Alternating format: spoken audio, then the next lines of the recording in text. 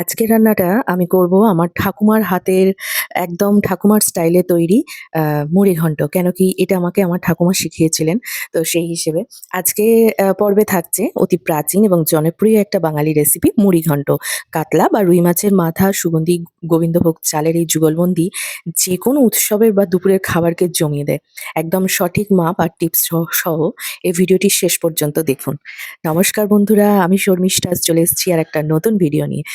চলুন তাহলে রান্নাটা শুরু করা যাক। এটা আমি কাতলা মাছের মাথা নিয়েছি আর আপনারা চাইলে রুই মাছেরও মাথা। তবে মাথাটা একটু যদি বড় হয় তাহলে খুব ভালো টেস্ট আসে। নুন হলুদ মাখিয়ে নিয়েছি। তারপরে আস্তে, আস্তে ভেজে নেবো। আর গোবিন্দভোগ চাল ২৫০ গ্রাম মতো আমি ভিজিয়ে রেখে দিয়েছি। যাতে চালটা ধুইয়ে ভালো করে ভিজিয়ে রাখলে না এটা খুব সুন্দরভাবে হয়ে যায় তাড়াতাড়ি। তো মাছগুলো ভাজা করে নেবো ভালো করে। মানে একদম লাল, লাল করে ভেজে নেবো। খুব কম ভাজলে চলবে না। দেখুন লাল, লাল করে ভাজা হয়ে গেছে, তুলে নিচ্ছি। আর মাছগুলো পারলে হাত দিয়ে পরে একটু ভেঙে নেবেন। যদি খুব বড় সাইজের মাছটা হয়ে যায়, মানে মাথাটা হয়ে যায়, আমি একটা মাথাকে ৪ পিস করে নিয়েছিলাম। যদি এর থেকেও বড় মাথা হয় তাহলে আরেকটু বেশি পিস করে নেবেন। তবে মাথা যত বড় হবে তত ভালো হবে। ফোড়নে দিয়ে দিয়েছি তেজপাতা, শুকনো লঙ্কা আর গরম মসলা আর দিয়ে দিলাম জিরে। নরমালি এটাই দিলে ঠিক আছে, কোনো অসুবিধা নেই। চাইলে আপনারা একটু গোলমরিচও দিতে পারেন। চৌকো, চৌকো করে আলু কেটে নিয়েছি। যারা আলু পছন্দ করেন না বা খেতে পারেন না নানান রকম সমস্যার জন্য, তারা আলুটা স্কিপ করতে পারেন। তবে আলু দিলে একটু টেস্ট বেশি হয়। আলুটাকে ভেজে নেবো আর এদিকে আমি দেখুন মাথাগুলোকে একটু, একটু করে উম আ ভেঙে নিচ্ছি, যাতে মাথাগুলো ভেঙে নিলে না এটা সুবিধা হয় মেশাতে। এখানে আমি কেটে নিয়েছিলাম ১ বাটি পেঁয়াজ। ১ বাটি মানে আমি এখানে ২ টো পেঁয়াজ দিয়েছি। খুব ভালো করে পেঁয়াজটাকে কেটে বা ভেজে নেবো লাল, লাল করে। আর এখানে আদা, রসুন আর কাঁচা লঙ্কা একসঙ্গে বেটে নিয়েছিলাম। এখানে ঘষে নিলেও হয়, কিন্তু বেটে নিলে একটু মিক্সচারটা ভালো হয়। আদা, রসুন, কাঁচা লঙ্কা বেটে নিয়ে তারপরে আমি এখানে মসলাটা মানে দিয়ে দিয়েছি। এদিকে মসলাটাকে একটু রেডি করে নিচ্ছি। জিরে গুঁড়ো, ধনিয়া গুঁড়ো, লঙ্কার গুঁড়ো আর হলুদ গুঁড়ো। লঙ্কার গুঁড়োটা একটু কাশ্মীরি মির্চ দিয়েছি। যেহেতু আমি কাঁচা লঙ্কা বেটে দিয়েছি সেজন্য আর আমি এটা লাল লঙ্কার যেমনি নরমাল যে লঙ্কা গুঁড়ো সেটা দিইনি। তাতে খুব বেশি ঝাল হয়ে যাবে। মসলাটা মিশিয়ে নিলাম আর তার সঙ্গে দিয়ে দিলাম আ কেটে রাখা টমেটো। একখানাই টমেটো দেবো, নাহলে এটা টকটক হলে খেতে ভালো লাগবে না। তারপরে ভিজিয়ে রাখা চালটা মিশিয়ে দিলাম আমি এবং খুব ভালো করে এটাকে একটু ভেজে নেবো।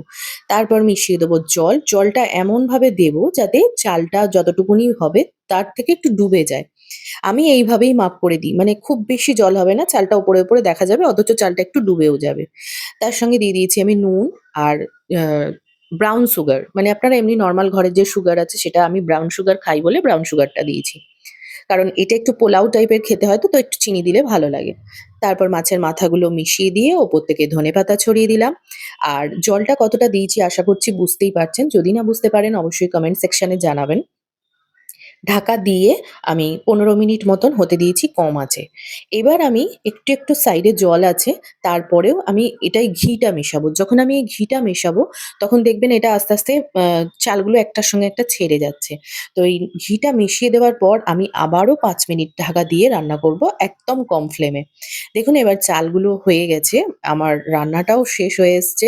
এত সুন্দর একটা ফ্লেভার হয় সে মানে ভাবাই যায় না। আপনারা কেমন করে মুড়িঘন্ট রান্না করেন অবশ্যই জানাবেন কমেন্ট সেকশনে। আমি এইভাবে করি তাই আপনাদের সাথে এইভাবেই শেয়ার করলাম। এটা আমার আজ থেকে প্রায় মানে ১৫ বছর আগে আমার ঠাকুমার কাছে শেখা। তো সেটাই শেয়ার করলাম। আশা করছি আপনাদের ভালো লাগবে। আর যদি ভালো লাগে সবার সাথে শেয়ার করে দেবেন। একটা লাইক, একটা কমেন্ট করে যেতে ভুলবেন না। আপনাদের এই একটা লাইক, কমেন্ট আমাকে অনেক মোটিভেট করে আরেকটা নতুন ভিডিও আনার জন্য। আশা করছি আবার ফিরে আসবো নতুন আরেকটা ভিডিও নিয়ে। আজকের মতন আসি, যে যেখান থেকেই দেখছেন খুব ভালো থাকবেন, সুস্থ থাকবেন, পরিবারের সাথে থাকবেন। Thanks for watching. Take care. Bye, by.